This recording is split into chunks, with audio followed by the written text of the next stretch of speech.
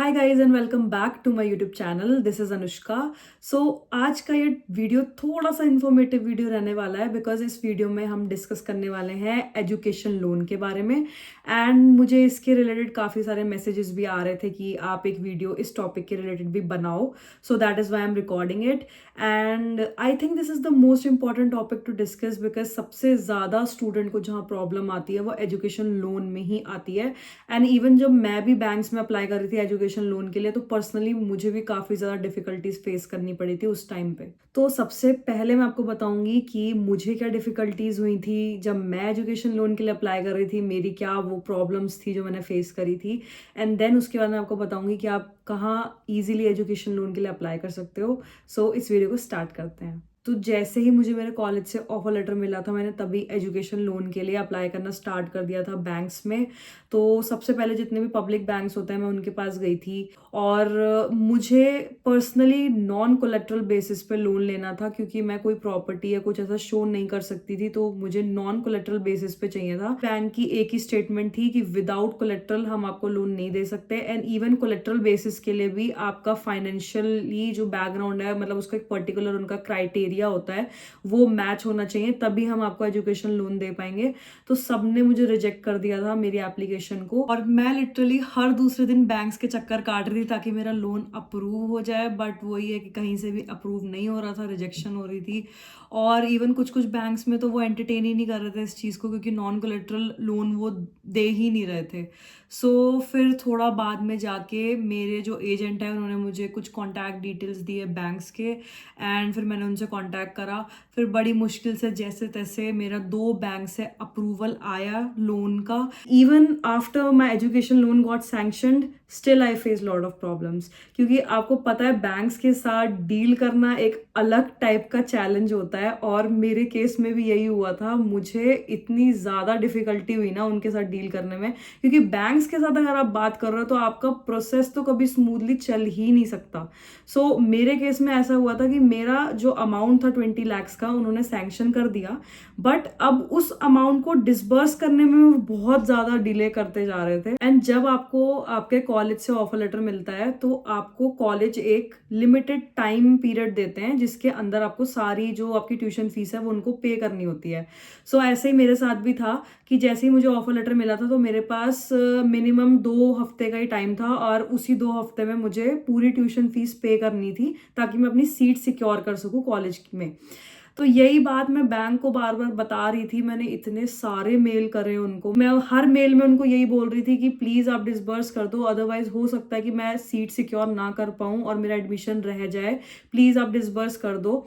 But उसके बाद भी उनकी तरफ से कोई भी रिस्पॉन्स नहीं था, कोई इमीडिएट एक्शन उन्होंने नहीं लिया और इसकी वजह से मैं बहुत ज्यादा परेशान रही हूँ क्योंकि ऐसा होता है कि खाली education loan is not the only thing कि आपको उस टाइम करना होता है। एट लास्ट इतने मेल करने के बाद बैंक की तरफ से एक रिप्लाई आता है जिसमें वो मुझे ये बोल रहे हैं कि हम आपका जो लोन अमाउंट है वो तभी डिसबर्स करेंगे जब आपका वीजा अप्रूव हो जाएगा।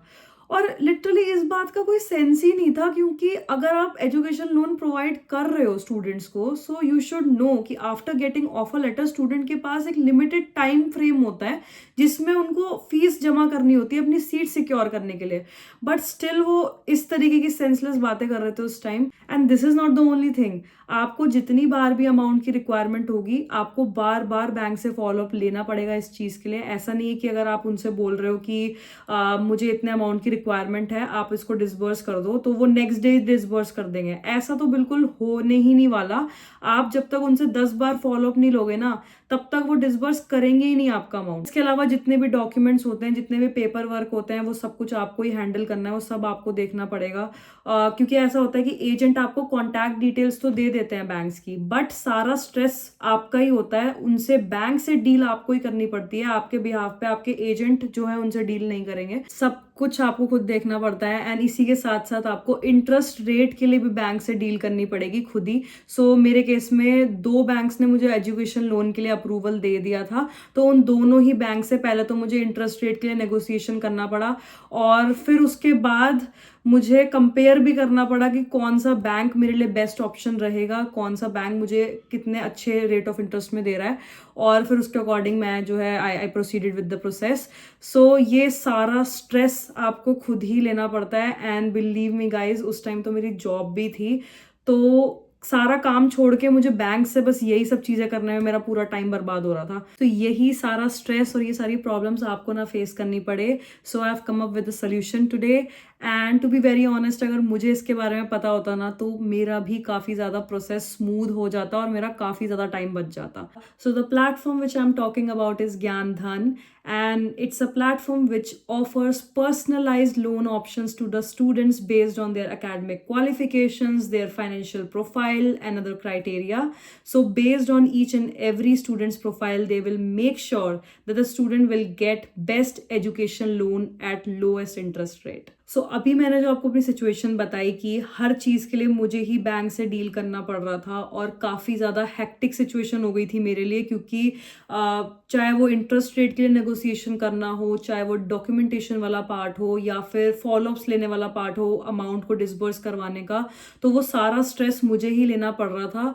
तो यहाँ पर ये सारी चीज़ें आपको नहीं करनी पड़ेगी, आपके बिहाफ पर ज्ञानधन आपके लिए करेंगे। चाहे वो इंटरेस्ट रेट के लिए नेगोशिएशन हो, डॉक्यूमेंटेशन वाला पार्ट हो, इवन आपको अगर डॉक्यूमेंटेशन में भी आपकी कोई क्वेरीज हैं या फिर आपको कोई डॉक्यूमेंट रेलिवेंट नहीं है, तो वो सब आपको ज्ञानधन उस चीज में हेल्प करके देंगे, आपके डॉक्यूमेंट्स वाले पार्ट में हेल्प करके देंगे। And also Gyandhan provides free end to end loan counselling to the students who are seeking education loan. So यहाँ एक ज्ञानधन की डेडिकेटेड टीम है which will help you to understand the loan process, eligibility criteria, about interest rates, and also they will answer all your loan related queries. Best part about Gyandhan here is it's free of cost. So जो भी services वो आपको provide करेंगे throughout your loan process और जो भी वो counselling आपको प्रोवाइड करेंगे, it's completely free of cost and they are very transparent with their dealings. तो यहाँ पर कोई हिडन चार्जेस भी नहीं है। और यहाँ पर जो इनका एप्लीकेशन प्रोसेस है वो भी काफ़ी ज़्यादा ईजी है, because they will provide you with the personalised document checklist, जिसकी वजह से आपका जो through out loan application experience है वो काफ़ी ज़्यादा हैसल फ्री हो जाएगा। और इसी के साथ साथ they will make sure that you will get your loan sanctioned and disbursed in the shorter period of time without any delays. यहाँ पर अगर मैं इंटरेस्ट रेट की बात करूँ तो वो भी आपके लिए काफ़ी ज़्यादा ईजी हो जाएगा ज्ञानधन की वजह से, because Gyandhan has partnered with wide range of lenders including banks, NBFCs and international lenders.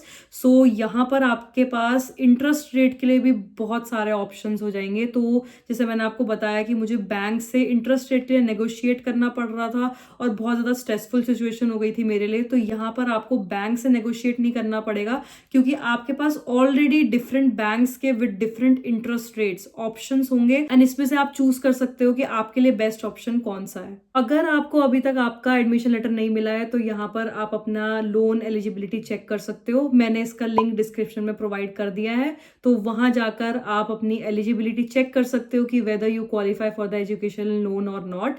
And also you will find out कि आपको कितना मैक्सिमम लोन अमाउंट मिल सकता है as per your profile and as per the applicable interest rates.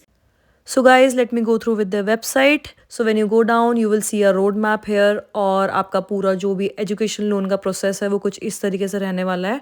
And then यहाँ पर जाकर आपको ज्ञानधन की लेंडिंग पार्टनर्स की लिस्ट दिख जाएगी। सो यहाँ पर जाकर आप उनकी डिटेल्स चेक कर सकते हो।